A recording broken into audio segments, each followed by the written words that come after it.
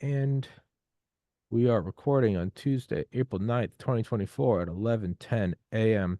Eastern Time with Miss Claire Lopez. And you can go into the description. You can follow her on Twitter. Please go do that. And you can go into all the links in there, all of our writings, all of our appearances on other shows. But I wanted to do this episode just because it seems like things are kind of dialing up with, I guess, the attack in the military attack in Damascus, which kind of has the same feeling of that early 2020 strike on Soleimani, where half people are up in arms, the other half is, the only language that part of the world understands is force. I have no idea, but the beauty of this podcast is I have access to people like Miss Claire Lopez, who does have an idea of how this goes. So, Claire, how are you?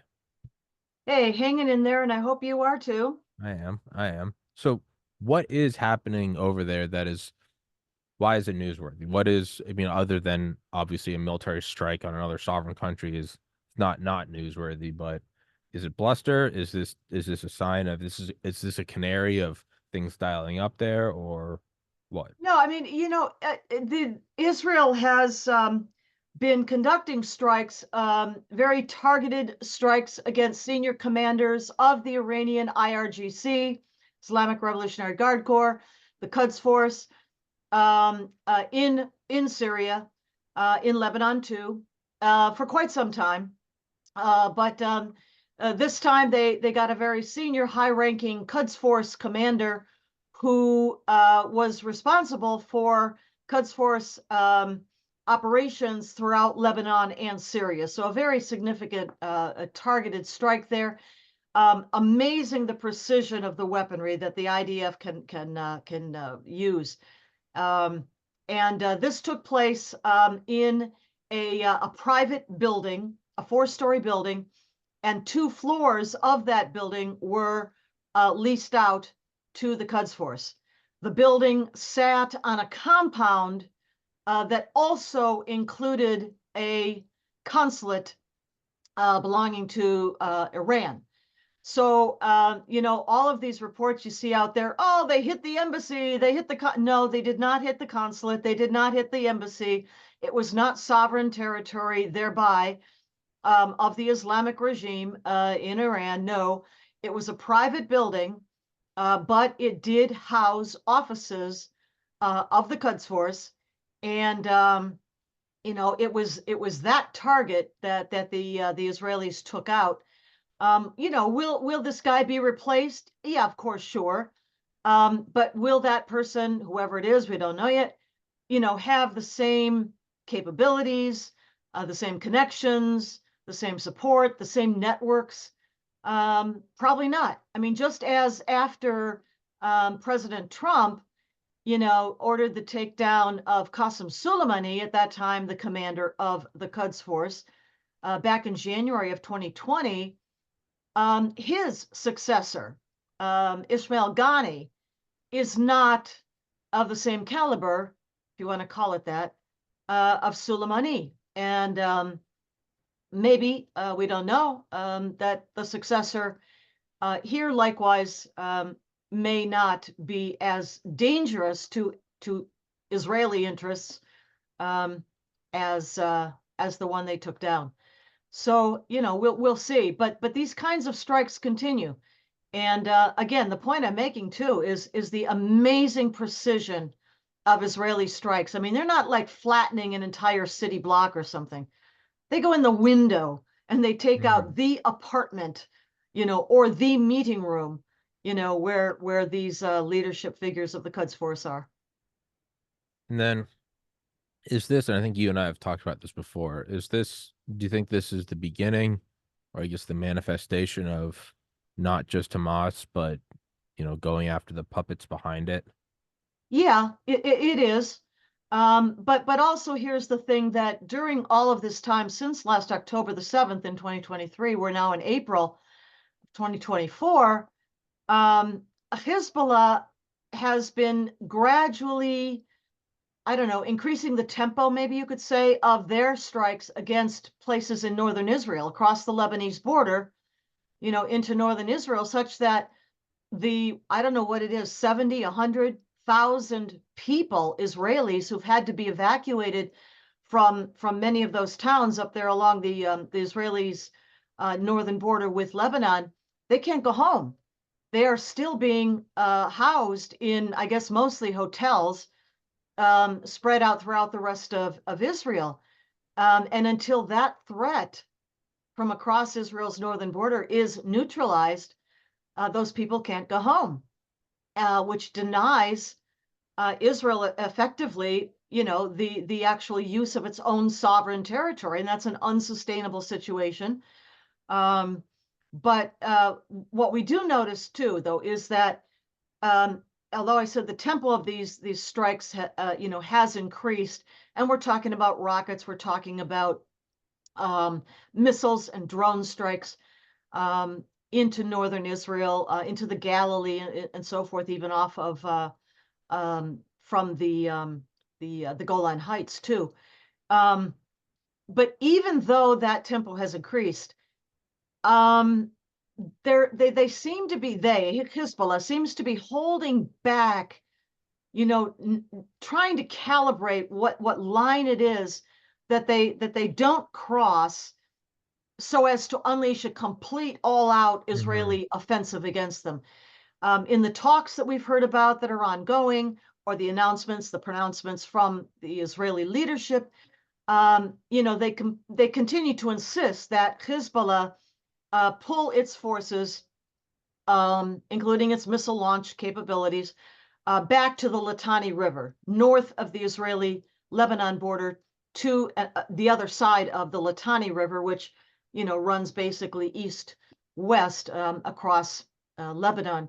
And at that point, the range of the Hezbollah, the armaments that they've been using, would be limited. That's why they say the Litani River.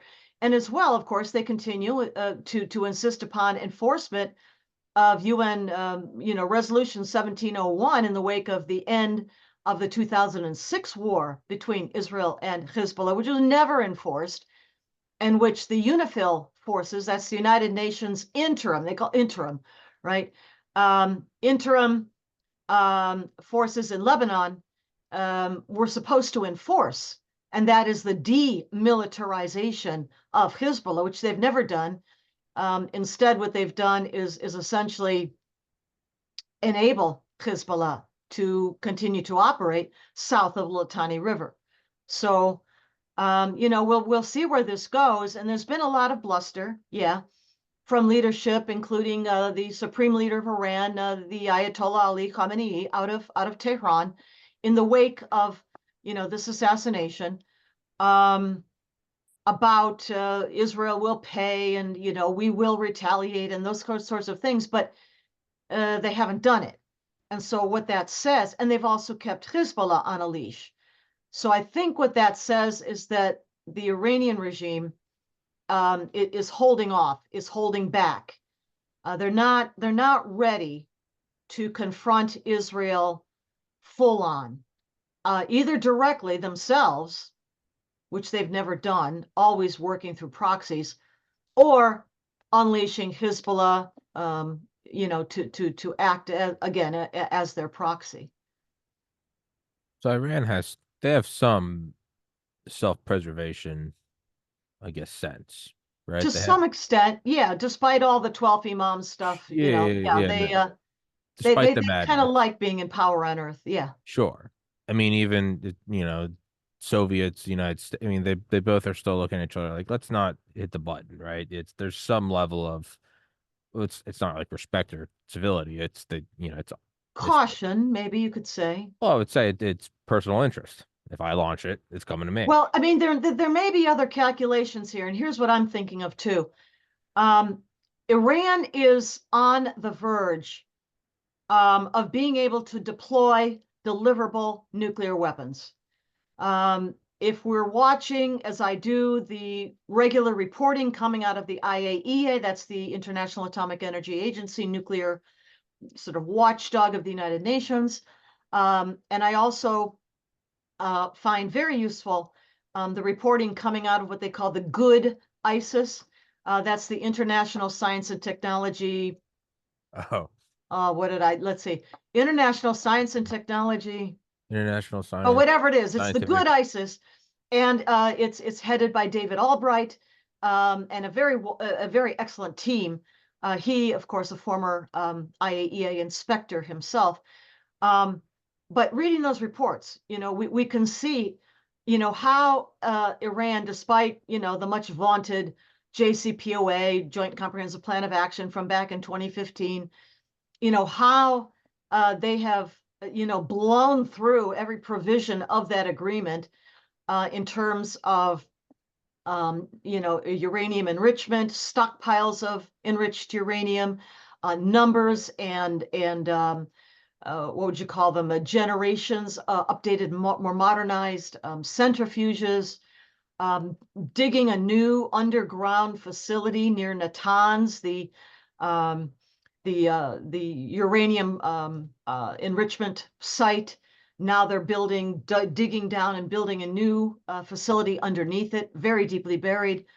All of these things, blowing past all these provisions of the JCPOA, um, can only lead to the conclusion, for me anyway, that they're very much driving for a deliverable nuclear weapon capability, but that they're getting closer and closer. I've long thought, of course, that they already have at least a small handful, 5, 6, 7, of warheads. Now, whether they've been attached yet to the nose cones of their ballistic missiles or other missiles, we don't know. But I do think they have warheads and they're building more. So all of that, taken, I think that they want to finish that drive to get wherever they're going with that program. Is it 5 nuclear warheads? Is it 10 nuclear warheads? Is it 5 mounted on their missile? What is it? Or are they driving to get to a demo stage where they, test demonstrably, visibly test fire something?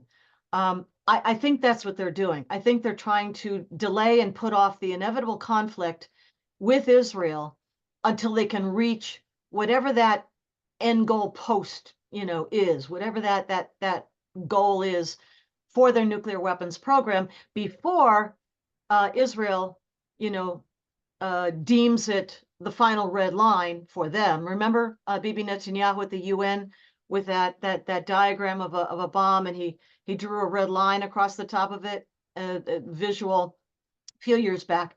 Well, whatever that red line is for Israel, I think Iran wants to get to a certain point of development before it triggers Israel to take the steps that inevitably it's going to have to take. But were Iran to be able to demo a nuclear capability would make things much more difficult for Israel, of course. I think that's where they want to be. So do you think they're pulling back on Hezbollah and Hamas, saying not yet? Well, on Hezbollah, now Yeah, yeah. Hamas, I think quite some time ago, the regime in Tehran sort of decided that the Sunni Hamas were expendable. And, they did not launch all of their proxies like Hezbollah. Yes, they've also been working with militias coming out of the Judea and Samaria, the Al-Aqsa Martyrs Brigade, these Fatah-related militias and so forth. But they haven't completely unleashed everything. Now, one of the most recent developments that we should mention here, and this was highlighted in a recent memory publication, Middle East Media Research Institute, right? And just in the last few days, they published a report about how Iran is now actively trying to destabilize Jordan, destabilize the monarchy of King Abdullah and his Hashemites. Why? Because were Jordan's monarchy to fall, were Jordan to be taken over by Iranian proxies in the Muslim Brotherhood, which has a strong presence in Jordan. Yes, they're Sunni, but that's okay. Then Israel would truly be surrounded already they've got Hezbollah to the north, they've got Hamas, or at least did, Hamas and Palestinian Islamic Jihad in Gaza to the south, but destabilizing Jordan and turning it into, an Eastern Front, facing off against Israel would be a monstrous coup for Iran. And I think that's another one of their objectives that they're trying to get to right now. What's the role of Saudi Arabia in this? Hard to know in a way. I'm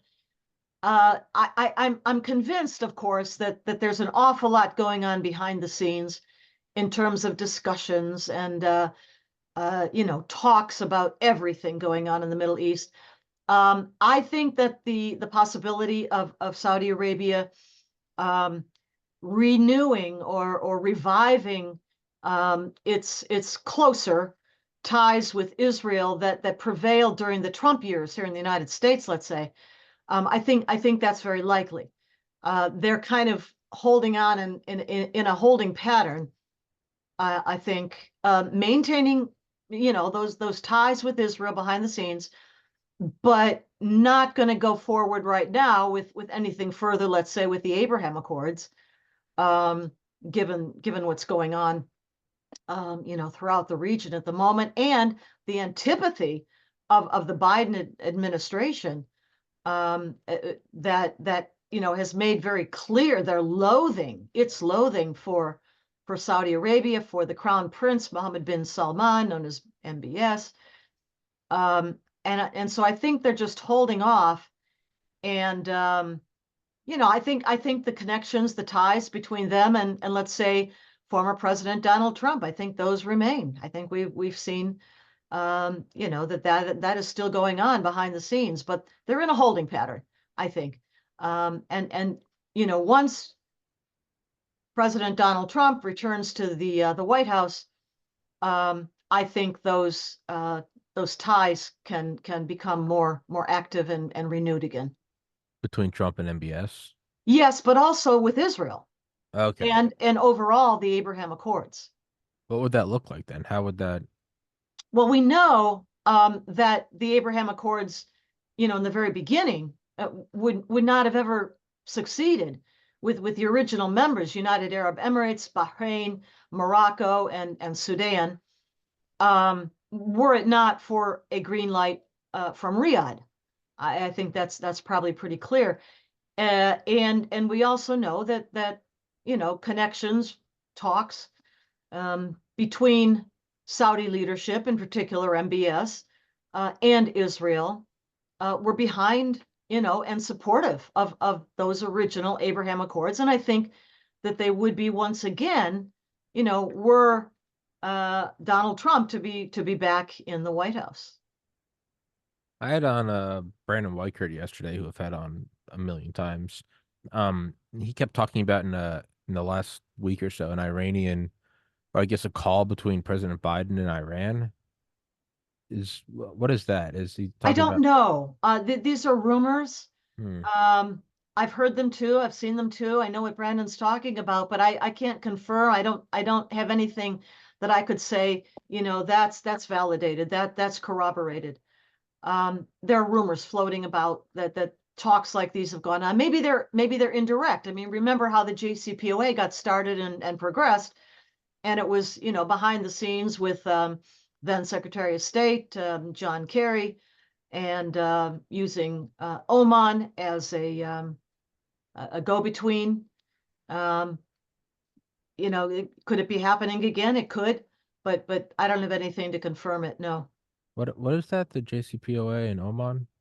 Right. In the very early years, when before it became publicly, a discussion in Vienna, the Vienna talks. Before that, around about I don't know, as early as probably 2012, 2013, John Kerry was dispatched to Oman, where then Sultan Qaboos, who has since passed on, but at that time led Oman, and they used Oman as a base for U.S.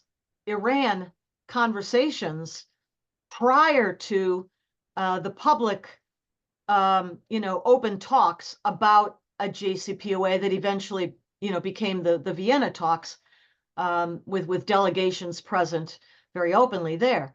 But before that all happened, it started behind the scenes in Oman. So then it seems like the Biden administration, I mean, to my uneducated mind, it seems like they're kind of doing a balancing act right now of sending munitions to Israel and then seemingly still being not subservient, but favorable to Iran. Yes. Like you said, showing antipathy to Saudi Arabia. Is this is this the norm to kind of, talk out both sides of your mouth, or is Well, for this the Biden administration, yeah, sure, sure. sure. But It's in certainly terms not the of way a Trump administration did or would behave, but I think you're absolutely right that this Biden administration is kind of trying to have it both ways, or walking a tightrope, however you want to call it. Um, but then again, add in the other factor, which is an election year, presidential election year, and Mhm. during which Joe Biden is running for reelection and has his eye on constituencies in places like Dearborn, Michigan, where they were screaming "Death to America" yesterday, but please vote for me anyway. Um, and so Biden is trying to pander to that voting constituency he thinks he needs in a key battleground state, that being Michigan. Um, at the same time as, yes, continuing resupply of Israel, they are weapons and ammunition that they need. And at the same time, appeasing Iran and not going too far against, I don't know, any of the above, that might upset the mullahs. So I mean, it's an impossible situation. It's hypocritical to the max. There's no integrity, and honestly, I mean, I think it really detracts from the credibility and the respect, for the United States of America, to have a government that's not only this fickle but this hypocritical, Mm, um, pandering to enemies, and in essentially the main purpose is to get himself reelected. sure. Um, and am I just out of the loop? Was Mayorkas impeached yesterday? He already was impeached. I What's thought what's I pending, what's pending now, that political step took place in the House of Representatives a couple of weeks ago. I thought I saw But something trending now yesterday what about. happens is that it's supposed to move to the Senate, where an actual impeachment trial is supposed to take place. But Democrat Senate leader Chuck Schumer has been dragging his feet and delaying any kind of start to a formal Senate impeachment trial. So that has not yet begun. I guess I really am out of the loop. What's the purpose? I mean, what's the purpose behind it? Is it specifically the southern border? Oh, yes, definitely, because according to, well, not just the House of Representatives that voted to impeach, this is DHS Secretary, Department of Homeland Security Secretary Alejandro Mayorkas. He willfully, repeatedly, continuously violates U.S. law.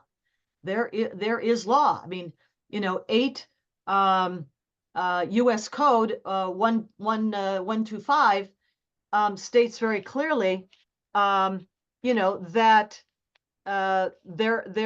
there are laws that govern the entrance of illegal aliens into the United States and what happens if they get in, to be deported, and none of that is being obeyed.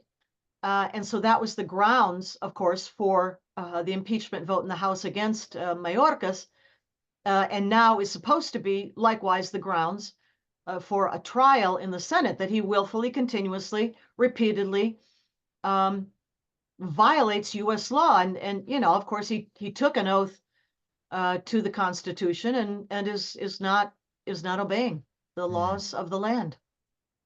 Um, and then lastly, I know it's a shorter episode today. I want to ask about Brandon brought up yesterday a U.S. carrier group off South America, somewhere around South America, and how we normally don't do that. Said was it Guinea? Well, yeah. Not, let me make a quick correction. Oh I yeah, sure. misnamed.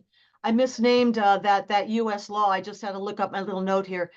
It is 8 U.S. code. It's 1325 Oh. that governs the border and entry of illegal aliens into the United States. But okay, back to the U.S. carrier group. I know that there is tension down in South America between Venezuela and its next door eastern neighbor, Guyana, which is both of these countries are at the northern the northern tip end of South America.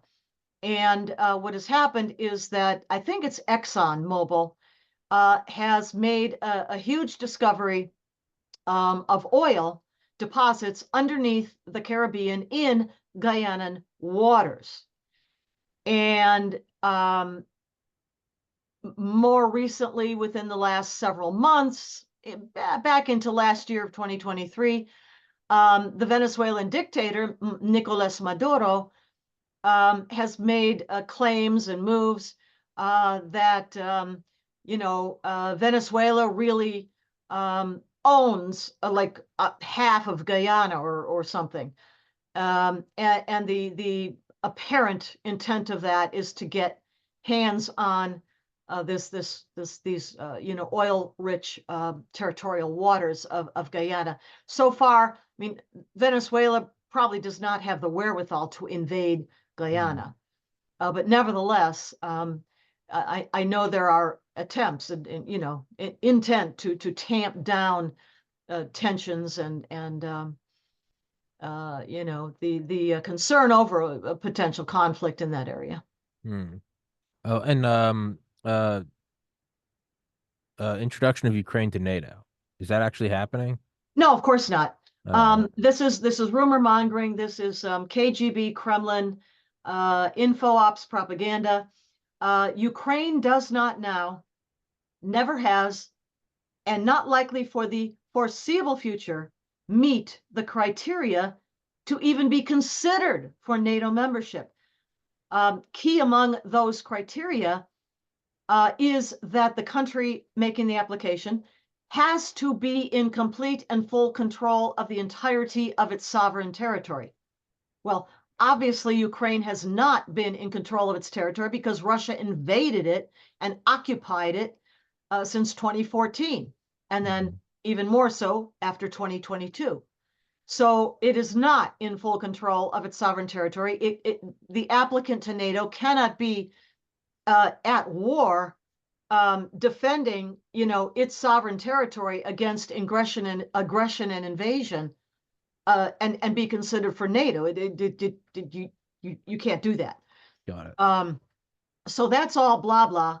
That is all talk. I heard that Secretary of State Antony Blinken made the announcement that Ukraine will be a member of Ukraine will be a member of NATO.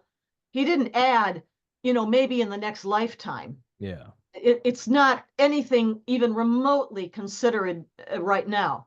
And obviously, it's not something that motivated Russia to invade Ukraine either, because, even back in 2014, never mind 2022, Ukraine was not eligible for NATO membership, not even eligible to be considered for it. So that was a canard. It was a red herring from the start, to cover up the true intent of the Russian invasion of Ukraine, which, as Vladimir Putin has stated multiple times, and more recently, Dmitry Medvedev, who is the number 2, I guess, at the Russian National Security Council, equivalent of ours, have stated. They've stated multiple times and publicly in speeches and in published statements and so forth, that the reason that Russia invades Ukraine is because they want to erase the actual nationality, the peoplehood, if you will, of Ukraine, and absorb it into a revived Russian empire. I mean, they say this out loud. It's in English. It's online. There's no reason people don't know this. But this canard of, oh, NATO was threatening.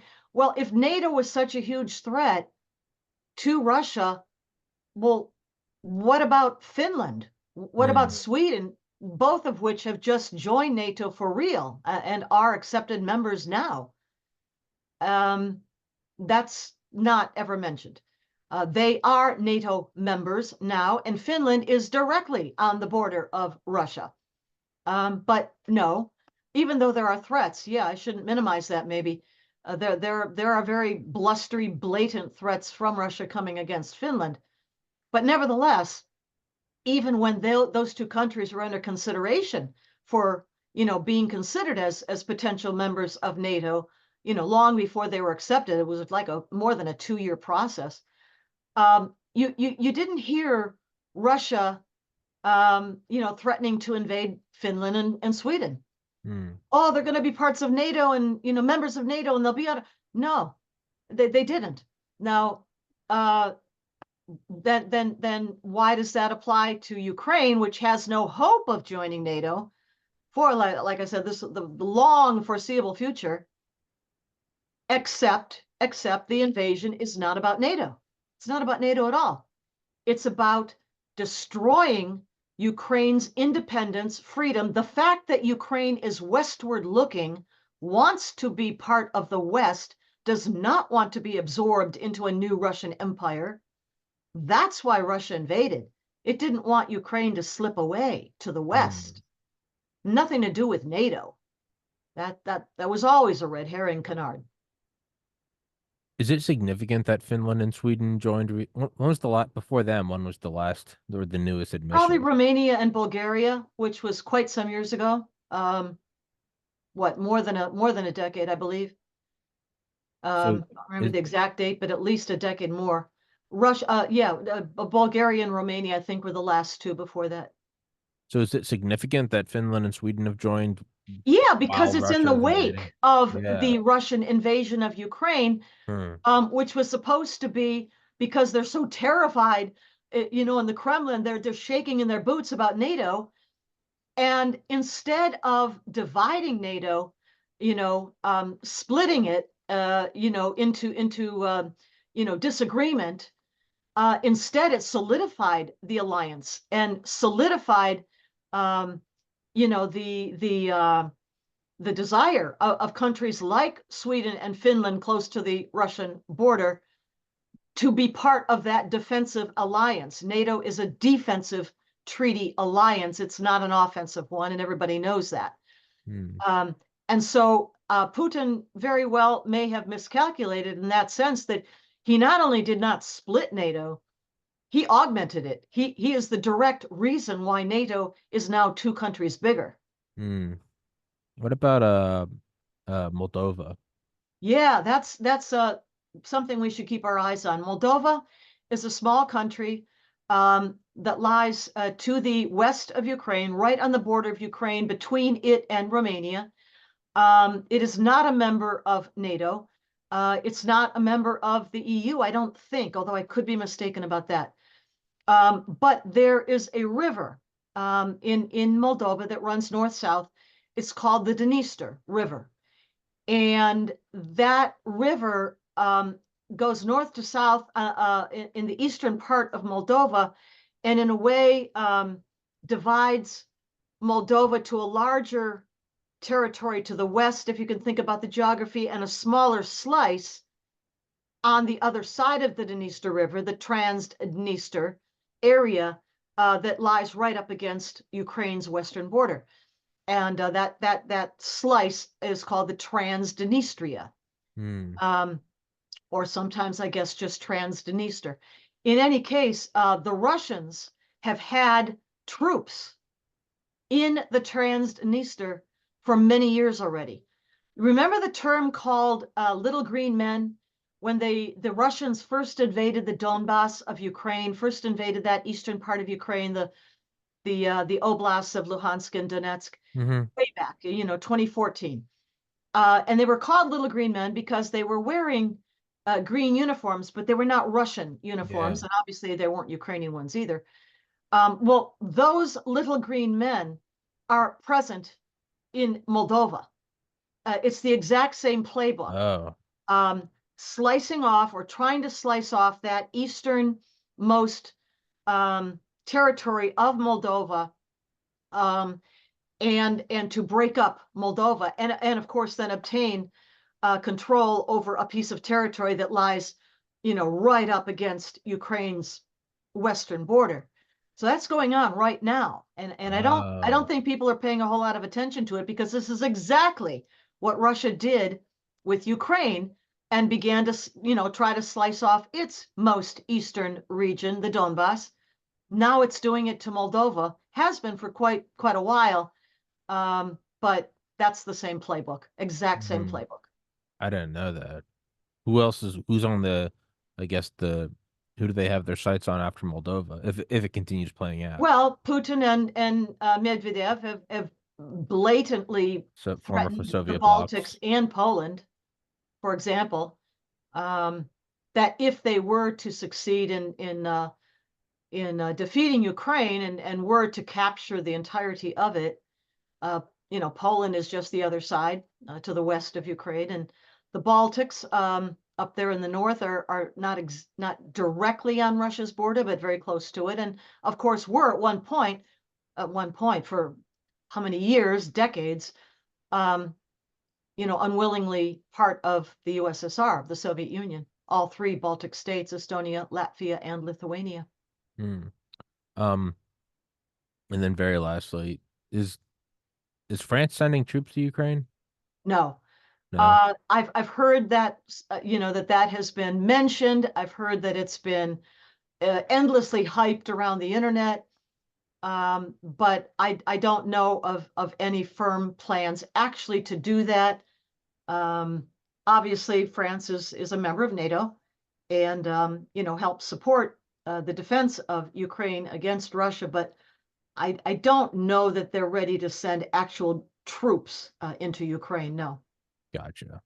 Um, well, Ms. Claire Lopez, I told you I'd let you go on a shorter episode today, so Okay. I'll honor my word. And guys, please go in the description. Please go follow her on Twitter. Please go to any of the links in the description, I will continually behind the scenes try to bully and pressure Claire into making her own show one day. I don't know how successful I'll be, but I'm going to keep up at I'm thinking about it, and it. I appreciate the tips. Thanks. Yes, ma'am. Miss Claire Lopez, thank you so much. Until next time, I'll email you this episode. Guys, thank you for watching. Please go on Twitter. I'm banned for Twitter. Claire is not.